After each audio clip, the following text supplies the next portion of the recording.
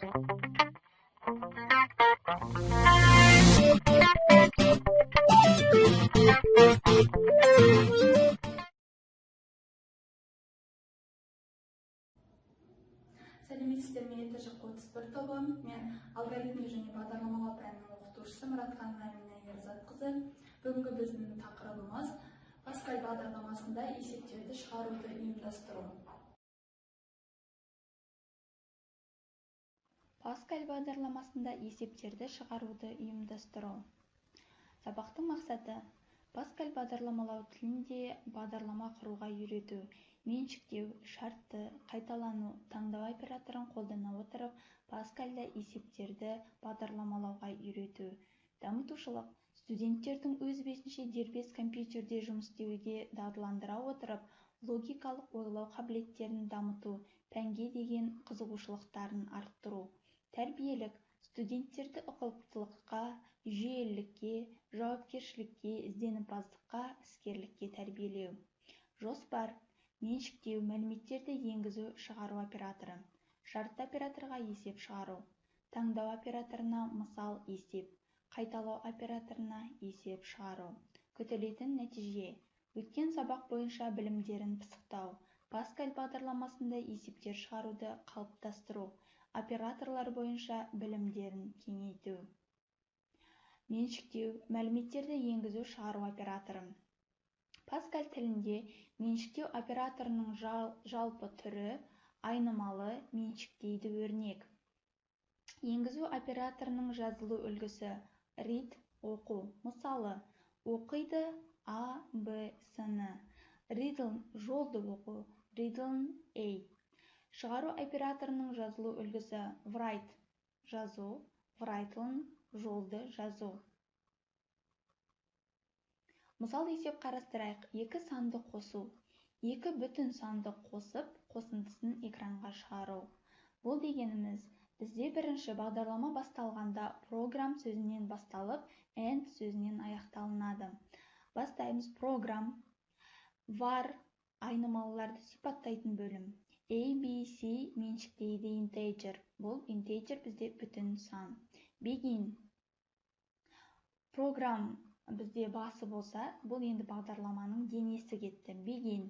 Read оқиды А мен Б-ны. С меншіктейді А қосу Б-ны.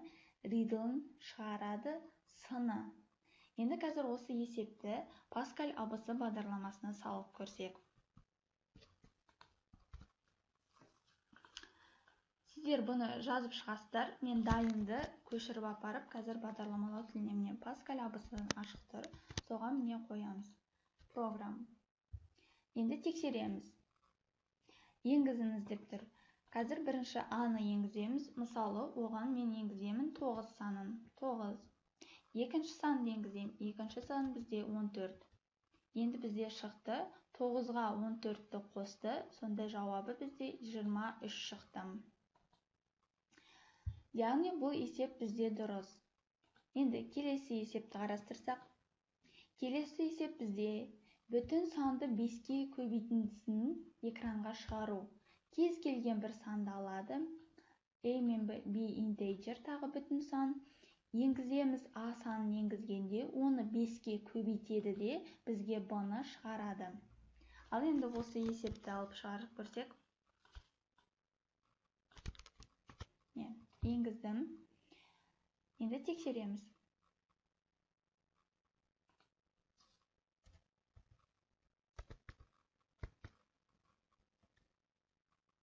Енді біз енгіземіз қазіргі сандар.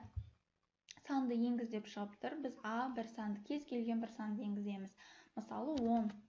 5-ті 10-ға көбейтеді, тең 50-ге.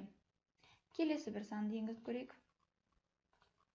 Мысалы 65. 5-ті 65-ке көбейтеді, тең болады 325-ге. Мына жерге немесе сіздер теңдік белгісінде қоюларыңызға болады. 5-ті көбейтейік 8-ге. 40.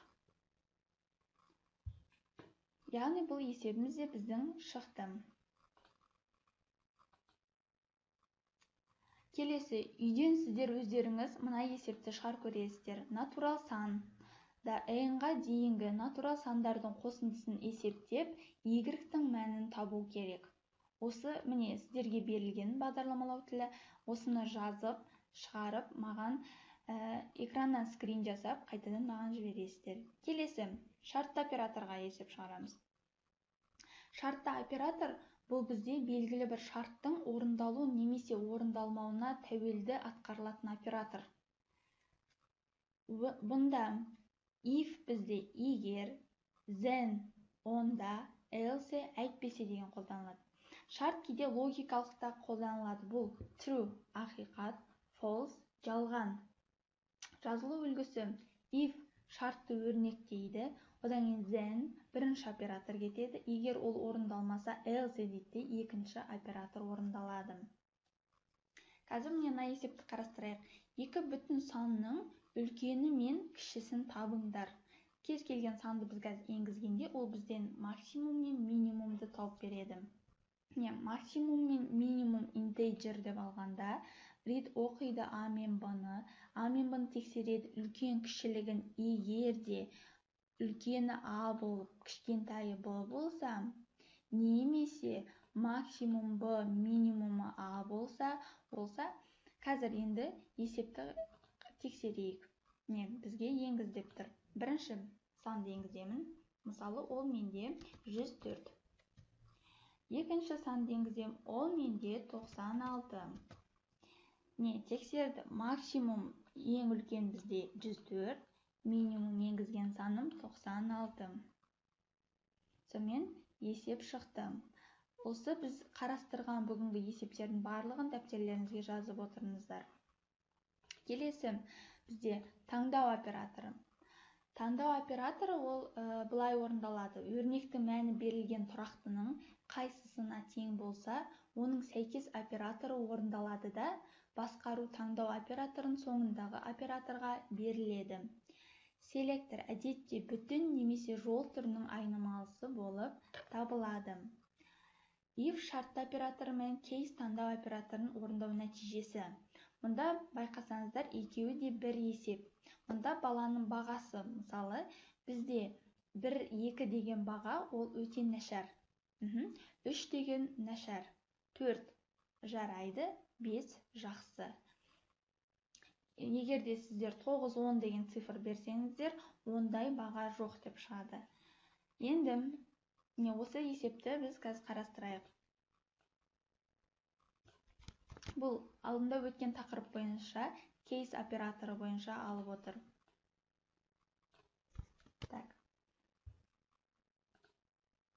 Міне, бізден бағаны сұрап тұр. Баға бізде, мысалы, мен енгіземін, 5 деген бағаны енгіземін. Жақсы. Келесі бір бағаны енгізіп көрейік. Мысалы, мен 3 деген бағаны енгіздім. Нашар. Біздің есеп шықты.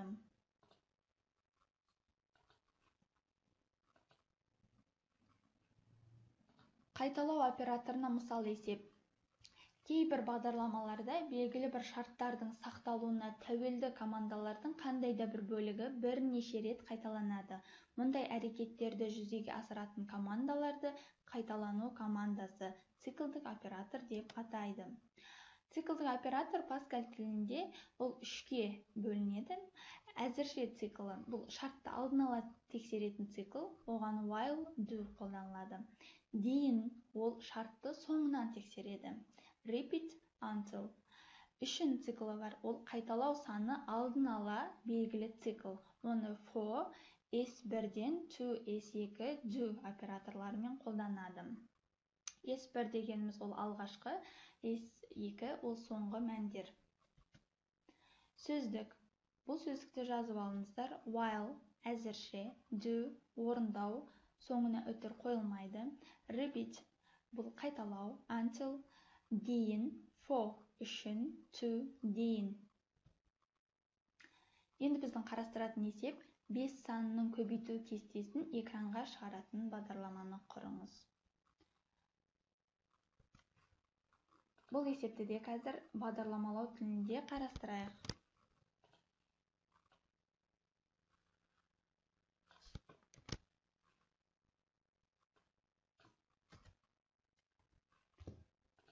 тексереміз. Міне, бізге 1-ден 5-ке дейінгі 5 санының көбейтіндісін шығарып берді. Міне, 1-ді 5-ке көбейтеміз 5, 2-ні 5-ке көбейтеміз 10, 3-ті 5-ке көбейтеміз 15. Міне, барлығын бізге шығарып берді.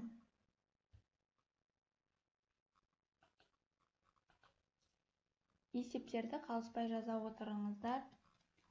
Келесі сіздерге үйге тапсырма. Осы бүгін қарастырған есептердің барлығын дәптерлеріңізге жазасыздар. Енді үйге есеп. Алғашқы 20 натурал санының қосындысын және көбейтіндісін табыңдар. Паскаль абысы бағдарламасына шығарасыздар, оны маған жібересіздер. Назарларыңызға рахмет.